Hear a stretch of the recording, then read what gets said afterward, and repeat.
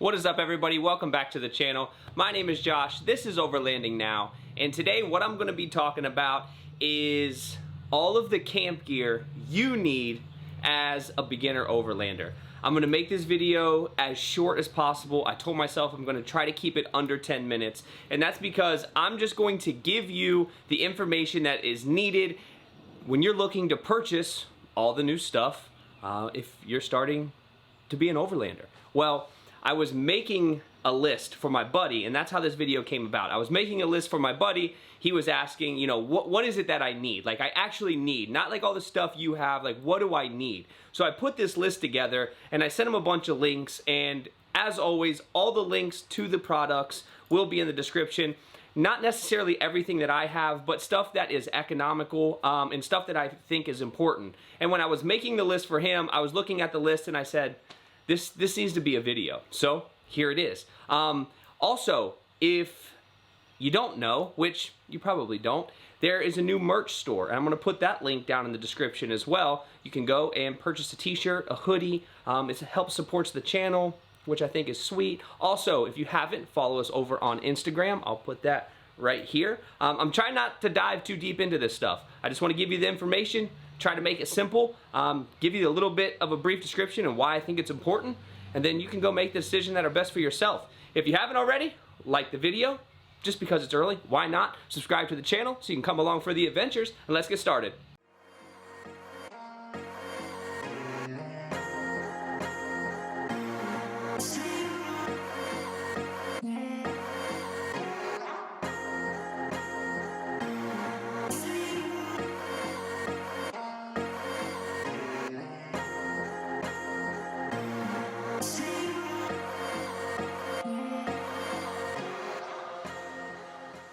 Okay, first things first, like I said, keeping this as simple as we possibly can is your tent. It can be a rooftop tent, it can be a ground tent. What we have is the Smitty built Overlander. It was the cheapest tent that I could find at the time when we started going on trips. So it's not the cheapest tent anymore. I looked for it the other day for my buddy when I was sending him a list. I was like, this is the cheapest tent I could find. I bought it for $900, it's now $1,150. Coronavirus, I don't know. But it's a lot more expensive than it was. It doesn't matter what tent, whatever you're comfortable in. A rooftop tent is nice because you're kind of up in the air. That's my big thing. If you're camping in bear country, not that a rooftop tent is gonna protect you from a bear. Do not take that away from this video. But you are just a little bit further off the ground. You're not right on the ground, and it just gives you a little bit more protection, gives you a better vantage point in the event that maybe you need to take action. So a tent of some kind is going to be absolutely necessary. Something 3-season would be nice. Water, it can keep some of the cold out, and it's also breathable for when it's warm. So those are the things to keep in mind. Hard shell, whatever you want, but a tent is something that is absolutely necessary. Okay, now if we're talking about tents, we're going to talk about how you mount your tent. I'm going to go with strictly rooftop tent. If you're a ground tent camper, you can skip past this portion, and I will put chapters so you can just skip to what you think is important. Now, the rack. If you have a rooftop tent, you need something to mount it to. What we have is the Rhino rack. It's got the backbone system. It's the Pioneer platform rack, and that's what we use to mount our rooftop tent to on the JL. On the Gladiator, we have the Smart Cap with the front runner load bars. Like I said, super simple, but you need something to mount your tent to if in fact you are going to go the rooftop tent route. So just keep that in mind as you start building this out. Do not forget to add that and make sure it can support the weight that you need for your family or whoever's going to be sleeping up there. Okay, next thing, tools. I have 2 tool bags. I have a bag of tools and I have a tool roll. Inside my tool roll is a whole matching Craftsman set. I keep it inside my tool roll so I don't lose any of that stuff because it's good, it's new, and I know that I have all the right sockets and I'm not missing an extension. So whatever tools you need, keep in mind with your tools, you cannot fix everything on the trail. And that is something that I am slowly coming to the harsh realization of. I was bringing a lot of extra stuff that I didn't necessarily need, but if an emergency or something happened, I was prepared. But the reality is you have to sacrifice some of that. You have to sacrifice space for weight and weight for the gear. The things that you need to be able to keep in mind that you're trying to keep your vehicle as light as you can, but you also need as much as you can possibly bring in order for you to have a good experience or to have a peace of mind. So with your tools, I have a bag of tools. That bag of tools has a bunch of miscellaneous screwdrivers, different pairs of pliers, vice grips, needle nose pliers, wrenches, just various stuff. Now I also always carry with me a big box of additional bolts. It's all bolts that I've purchased over the years or that have came off of the Jeeps as I was taking things apart. So it's something that's useful to have in the event that something breaks. You may have a bolt that can at least get you from point A to point B and help you limp it down the trail to get back to safety. So that's all I'm going to say on tools. You can embellish that or do whatever you want. Like I said, I'll put the tool stuff that I have down in the description. Take a look at it. If it's something you're interested in or you need to purchase tools, have at it. Okay, cooler, fridge. Get whatever you can get. We carry a small Yeti cooler and we also carry an ARB 47 quart fridge. That's a fridge freezer combo.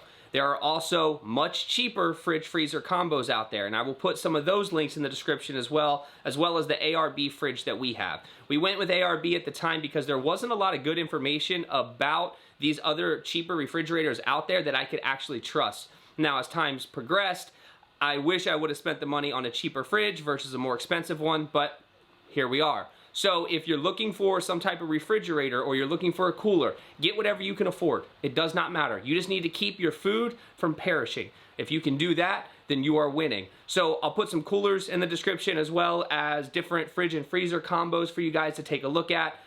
It's really up to you, but those things are essential if you want cold drinks and if you want cold, non-perished food. Next would be camp stove and propane. Once again, camp stove. You can get whatever type of camp stove it is that you want or whatever makes sense for your trips. We have a 2-burner camp stove, and the one that we have, the one that you're seeing, is not on Amazon anymore for whatever reason as an affiliate link. So I'm going to link to some cheaper options that are made by Coleman. This is the information I gave my buddy the other day. This 2-burner Coleman stove is really inexpensive and it's super durable. My buddy Jared has one and it's worked great for them. In terms of propane, so people will be like, well, how much propane do I bring? We bring two bottles of propane at a time.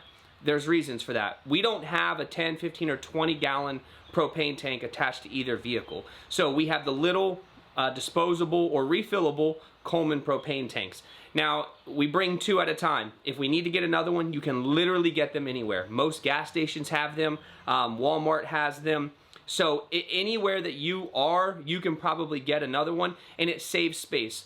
There was a time where we would bring 4 and 5, so I had enough for the whole trip. But 2 will easily get us through a week of cooking without any, and that's making coffee, that's doing all of that. So keep that in mind. You don't need to buy a 20-gallon propane tank unless that's something you really want to do. A couple of propane bottles will get you at least a week, and it saves space, and it makes things a lot easier when you're traveling, the more space that you have.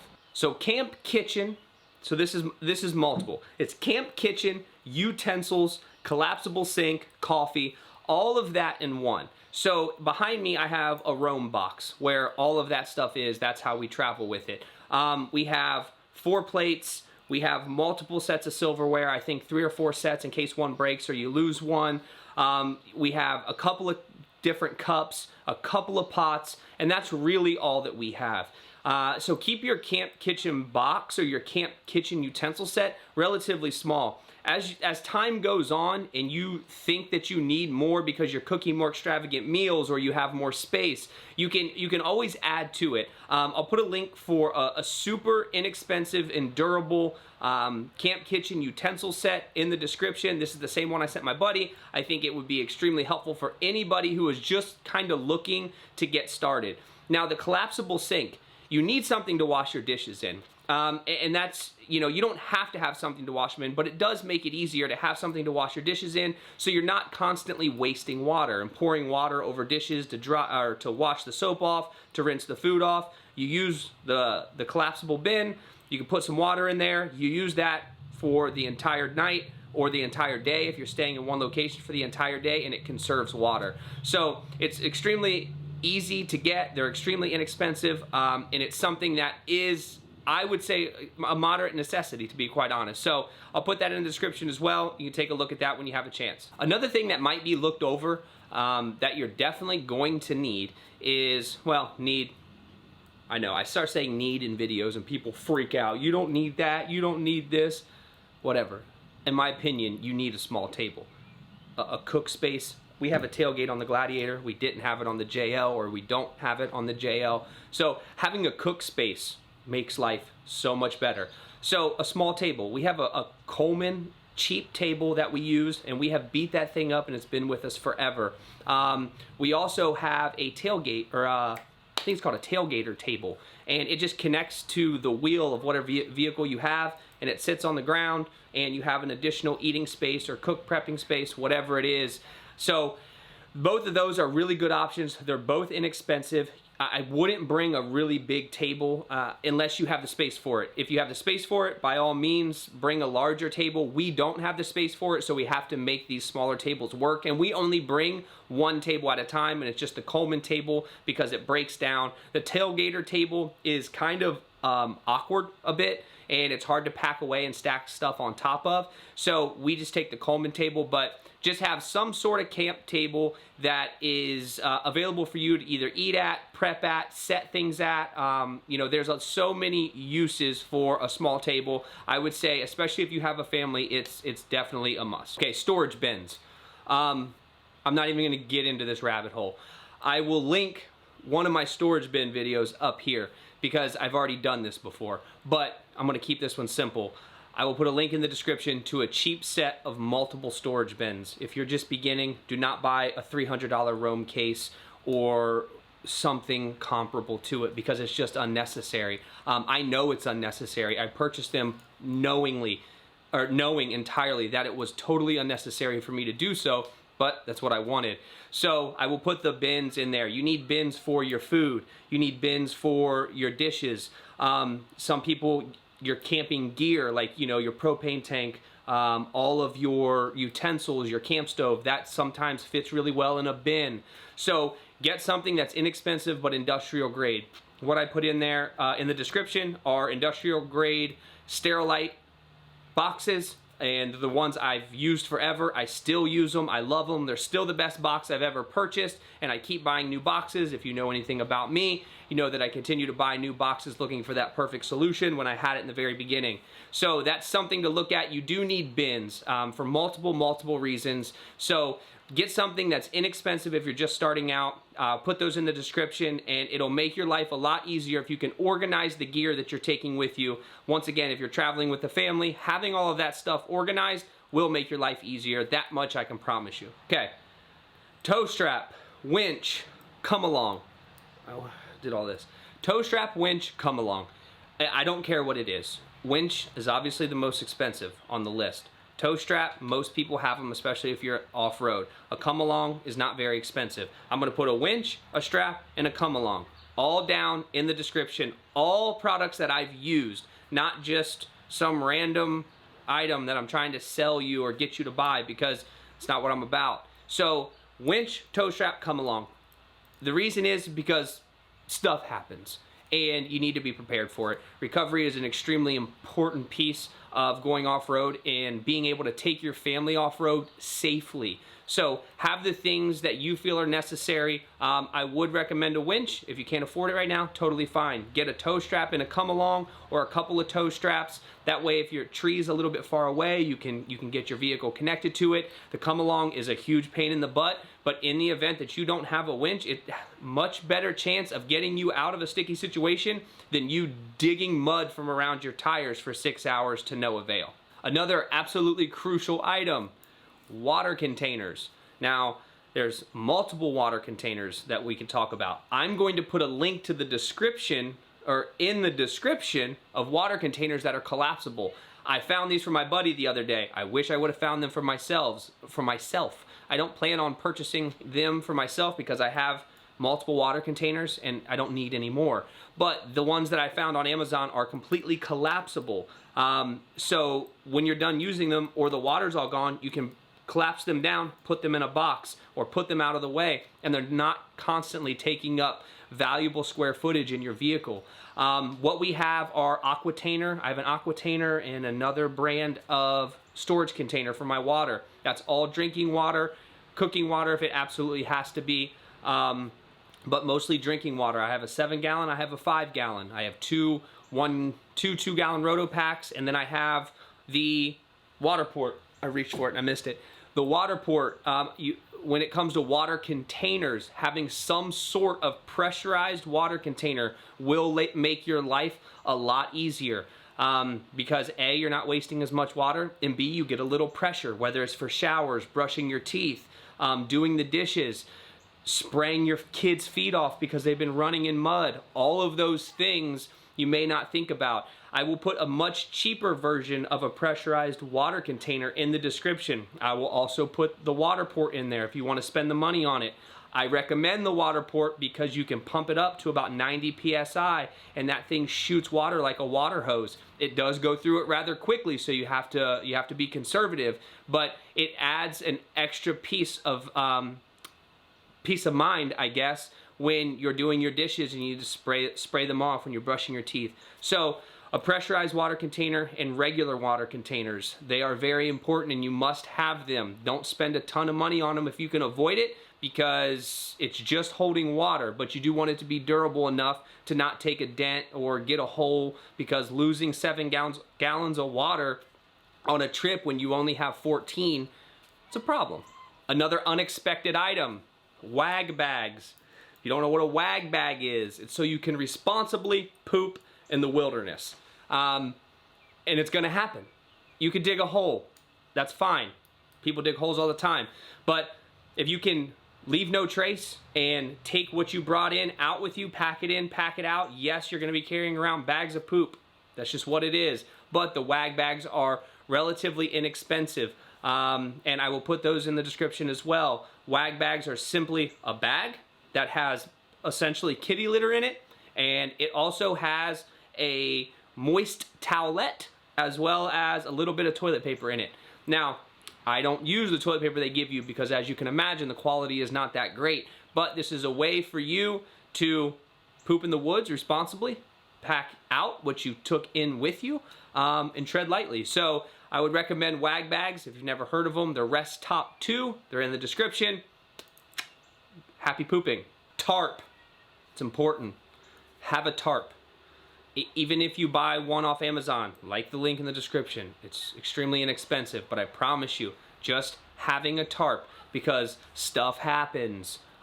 We've used a tarp several times. When it was raining one time really hard in Kentucky, we were in the JL, we had no shelter. My wife rigged up this whole setup with the tarps and tent post and bungee cords, and it worked out perfectly. We were able to cook and stay dry until it stopped raining. So have a tarp, because you just never know. It's very inexpensive, but it's something you can use for so many different purposes that not having a tarp when you travel, it's kind of stupid. So have a tarp.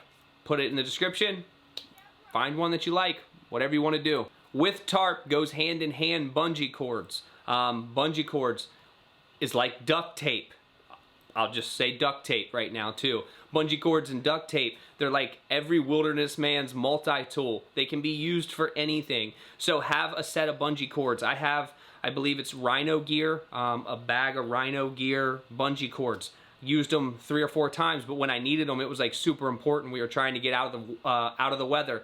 One time it was really, really sunny at Lake Powell. The other time it was really, really rainy in Kentucky. So we have used both the tarps and the bungee cords several times. So just pick you up a cheap set of bungee cords and just have them with you.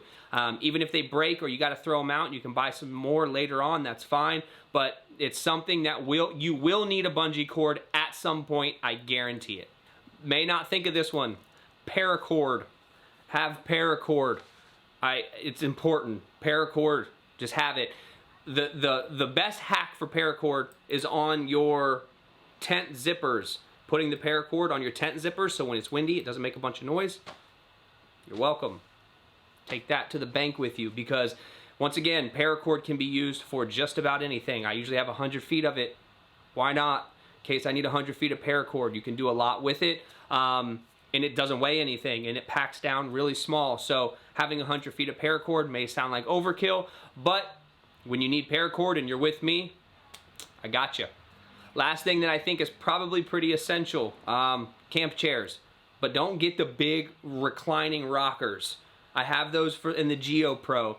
We take them to Cohen's baseball game. But don't get big reclining rockers and try to pack them in your overland rig. You can. Actually, you know what? If that's what you want to do, you can do it. I would recommend getting really small chairs that pack down. We have 4 of these really small chairs that pack down. The name of the chair is beyond me at the moment, but I'll show you what they look like, and I will also put that link in the description. Super easy to pack down, not that expensive, durable, can hold a decent amount of weight. They're not the most comfortable thing in the world, but at the end of the day, it's about how much gear can I put in my vehicle without weighing it down so I'm sagged out going down the road. All right, guys, that does it for me. Camera says 21 minutes, so I crashed and burned on the 10-minute situation.